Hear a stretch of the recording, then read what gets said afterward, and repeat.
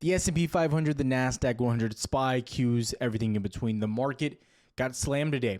And I do think data tells the story. Now, over the past year, Jerome Powell and the Fed have continued to say, you need to watch data. The data will guide us. And we saw CPI maybe have its worst print, basically going back into almost last year of June when we look at core CPI month over month.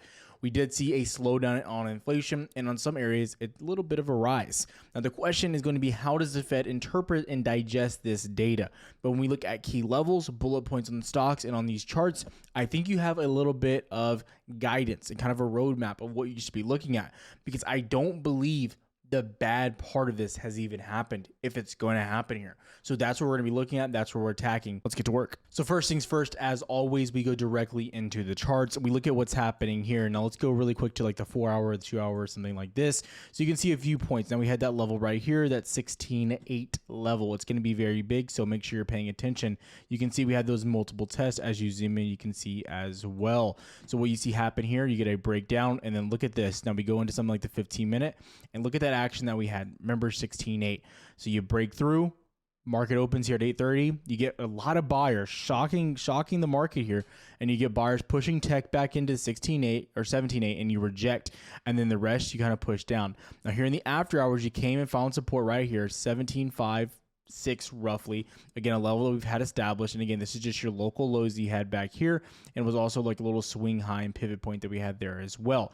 You can see buyers are finding support there. They're showing up. It was a bounce or die territory. You lose that, and you're probably dropping down to 17.3, a little bit deeper, probably very, very easily. Then we go to ES. We look at what's happening here. Again, very simple. 50.29. That was our all-time high from 2021. You broke below that. You go into something like the 15-minute. And ES today never really looked good, right? You break that level, you pre-market, 7:30, CPI comes out, boom, you reject, push down. And then you just kind of make lower highs from there all day long. You come into VWAP and you get rejected. You push, push, push, and you're breaking back down.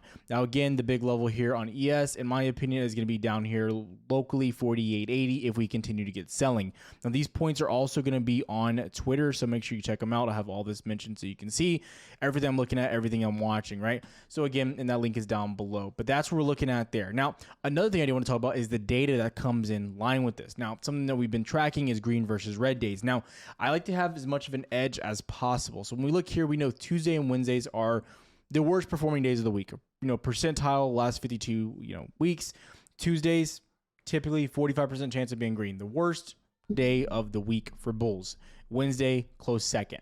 Now, that's not surprising because that's when data usually is released. So again, we still closed red. You still didn't like what you saw there. And again, you probably get some follow through into tomorrow as well. But there's something we have to pay attention to when we go to that as well. So we keep an eye on that. Now, the last one I track is going to be IWM. Now, IWM, you wanted to hold above $200, and you could not do so. You can see the rectangle you've been trading in, the clear range going all the way back to April 2022, right? And you're still in that range. You try to get the breakout, mid caps try to break out, boom, and you sold back down. This is a really big warning sign for caution because the risk on metric was there. Data came out bad and sellers stepped in immediately. And you look at volume here, you can definitely tell here on the daily that volume to the sell side was very aggressive. Probably the most aggressive selling that we've had going all the way back to December. Honestly, just pure sell side, it goes all the way back to like last June. Again, that's just pure selling volume that came in on IWM. I don't find that coincidental either. At this data, and then we look at the charts, I don't think they're really that bad yet. I really don't. You saw some initial selling. We saw some continuation throughout the day, but it wasn't terrible. Buyers showed up where they had to. And if we go and we'll look at the higher time frames, you have to make a lower low in order to really be bearish. But the biggest things we need to be tracking right now is what's happening over the next few days, because we had some bad CPI last reading in January. But what saved us was Fed came out, Powell came out, says he wasn't concerned about it. It still looked good to the market, and we're still making progress. He's focused more on PCE. So I'm not going to negate this and say that it wasn't, it was good news. But again, where you'll really get continuation and real selling is going to be when you see the Fed give their take on it. Once they start to break down their opinion, that's when you're going to see the market really digest this. Now, you're going to see here in a few minutes that the market already priced in that there's no cut in May now. Those expectations are gone. Now, again, I said that that'd be the earliest. I do think June, July is the set time when you're going to see that happen. But still, That's what you're looking at right now. And again, this is like, is this a speed bump or is this a roadblock? That's how you have to be looking at this. And we won't really know until we hear the Fed talk specifically about it. You have the White House's opinion. You have all these other biased viewpoints that continue to push a narrative down the throat of saying, we got to cut, we got to cut. But what did Powell say at the last Fed meeting? He's resilient. He doesn't care about anyone else's opinion. He's not affected by politics. Said it on 60 Minutes. He said he's going to stick to their plan. They're going to follow the plan, and they'll cut when they think we're necessary. And right now, he already said, growth needs to be restrictive. We need that to still be there. So again, I don't think the outside influences will affect this or impact their decision. It's all going to come down to this data. That's why, again, I encourage patience as far as going back to the long side until it's on swings. That's what I mean. Longer term position, not day trades, until you hear Powell's statement, because it'll give you a lot of direction and really clarify everything. Number one, let's go to DXY, and we're going to get somewhere here. So we had the inverse head and shoulders played out. We talked about how you were just sitting on the neckline yesterday and you shot back up. This was a sign of concern. But this isn't what concerns me just yet. Okay, DXY does look concerning. Again, I agree. But again, this is what concerns me. We've been trading in a range. And guys, I promise you, I try to be as non-biased as possible. But this has to concern you. The fact that you're trading in this range and now you've broken out of this range, right? 4.4, 4.42, give or take. It was your 2022 high. So the fact that you're breaking out of this is a sign that you need to be concerned and cautious. Not a good look. You don't want to see this right now. Personal opinion. Okay, so really quick, that's a sign of concern. Going to the economic calendar, showing you what happened here. This was all your CPI. This was the one that was really concerning, core CPI month over month. And again, you haven't had this bad of a reading going all the way back to last year, right here, right? June 13th. That was when you had the last bad reading, right? That's not good, right? It's been dropping to 4.4 for a while now. So those are things you have to be watching, you have to be viewing, okay? So paying close attention to that. Now, again, you go back, you can still see everything still rose. CPI year over year just stayed overall flat at 3.9. So I am watching this, would keep viewing this, but again, not ideal. We want to hear what the Fed says specifically about this. You want to see if yields continue to rise. They continue to rise. It's a giant red flag. And I do think this could potentially be a trap to the upside in the short term, but we'll have to wait and see. Again, not hammering shorts or anything crazy, but you need to be paying very close attention to that. Now, the last subject we're going to cover are specific equities and what we're watching there. Now, there's a few that have my eye on for downside and then still some names on the strong side. But this is what I want you to know. I say this all the time. Some people, times we listen. Sometimes we just ignore it, throw it out the window, and just do whatever we want. So do whatever you want. But I'm going to tell you right now. If you're going long, it sounds really simple, but for some reason, we never listen. We want to go long on the strong names. We want to go short on the weak names, meaning if I want to play downside on the Nasdaq, do I want to be shorting NVIDIA? For me, that is the stupidest decision that I could be making right now. You'd be like, hey, Tyler, I made money on it. Go for it. But if you're trying to swing, hold, anything like that, it's going to be difficult. Everyone was wondering, well, why is NVIDIA bouncing? Well, again, it's one of the stronger names on the market. SMCI, I probably don't want to short that one just yet. However, I look at other names. I look at other names across the market. Tesla, you rejected. Pretty gross, right? You can get a broad view of the market and where we're at, under key levels, etc. So again, focus on shorting the weak names. Focus on going long on the strong names. That does not mean be unbiased, YOLO, or anything like that. But it means if you're going to pick a direction, focus on a name that's trending in said direction, okay? Understand that before you start attacking any other views. Because again, I'm trying to reduce risk on every single trade. I'm not trying to increase gains. I want to make money, but I also have to understand my first and primary goal has to be to protect my capital at all points in time. Okay, so number one, we're going to go over Tesla. Now, Tesla, I've been saying this on a repeat. I actually don't know how many times I can actually go over this anymore. I'm starting to lose some brain cells. So when we look at Tesla, you zoom in. Now, we came to 194 yesterday. We broke down. Also mentioned this, you broke down below those lows from yesterday. Now, if you had the greatest opportunity of a lifetime this morning to again go short, you gap down, you come back into previous lows mentioned from yesterday, retest 1, 2, and then you break back down to our next level, 182.5. Now on Tesla, what you're looking for is their next move is a break, retest, and continuation.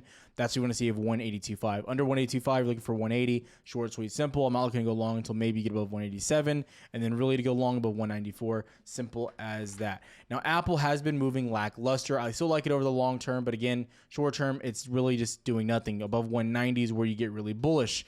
But what I will say here is you came right back into the 200 SMA.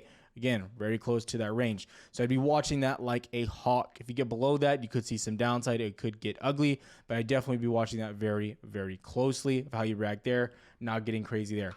Amazon. On Amazon, very simple. We said if you break and hold, if you hold 171, you're bullish, right? We told you yesterday, you got the retest, you're bullish. Well, guess what happened? You broke down, you gapped down, right? You retested that level to the tick, 171, and then you came all the way back down to 167 locally. So congratulations. If you reject off 171, it is a bearish trade to the downside. AMD, another good one on the list here. Now, again, AMD, you're trading in a range. There's two levels you're interested in. You're interested in 174.7 and you're interested in 164.5. Now, let me explain. This was your swing high when you broke above here, and this was your previous 2021 high, 164.5. Okay, so those are two major levels you have to be watching, right? You can see your breakout point right there. Okay, and this has been the only key levels you have to watch on AMD. So if you're looking to trade AMD, know this. If you go over 174.7, it's a long. So what are you looking for? Looking for a break, retest, continuation. Like you had back here, great trade. You broke down, crapped its pants. Now today you opened up, you touched the key level, and you bounced out of it. Great buying opportunity. You've also had so many opportunities here. So we keep saying the same levels over and over. It's up to you to take advantage of those levels. So again, middle of this range, not looking to trade until we get back up here to retrade this range possible or to go long. So right, you're either trading the upside, the breakout, or you're trading back in this range. So look for a rejection of this level or a break and retest for continuation. Keep it very simple. Meta and Netflix. So Meta first. So Meta, again, we said if you broke below 165, you're looking for a downside. Now you had some good trades here. So you opened up lower, but then guess what happened? This is all mentioned yesterday. Go check the tape. So you're holding that level right here. You break down. Guess what? You lose VWAP, and then boom, you shoot back down. Had a trade opportunity there. Now the real money-making opportunity is going to be if you break the lows here at 453. I don't know if you're going to break that. It would be pretty tough to do, but if you do, again, what are you looking for? Yes, repeat it with me. The break and the retest and continuation. That is what you're looking for. Don't complicate it. Keep it simple. Again, same strategies almost every day, except we're just looking at new names and how we're trading them in the overall direction of that said trend. Netflix is very similar to Meta in my opinion. I'd be watching it though. You're still operating in that kind of just channel to the downside. Now for increased downside, what I'd be looking for is a break above the level or below the level 543. You're pretty illiquid here since you gap trade up. Basically, you're looking for the break, retest, and continuation to the downside. Very simple. You're illiquid almost down into 500. That could get absolutely terrifying and ugly for buyers very quick. So that's what we're looking for there as well. Now, a few of the other names, let me make sure. Oh, Microsoft, very simple. This will actually wrap us up really quick. And I'm not talking about the first date. So when we go into Microsoft, again, the key level is 407. You need to keep it very simple. Now, today, again, we talked a lot about this. You broke below 407, easy trade to the downside. Now you're breaking back above it here in the after hours. The question is can you hold? If you hold above, you get a retest. You're looking to go long at that retest with tight stops.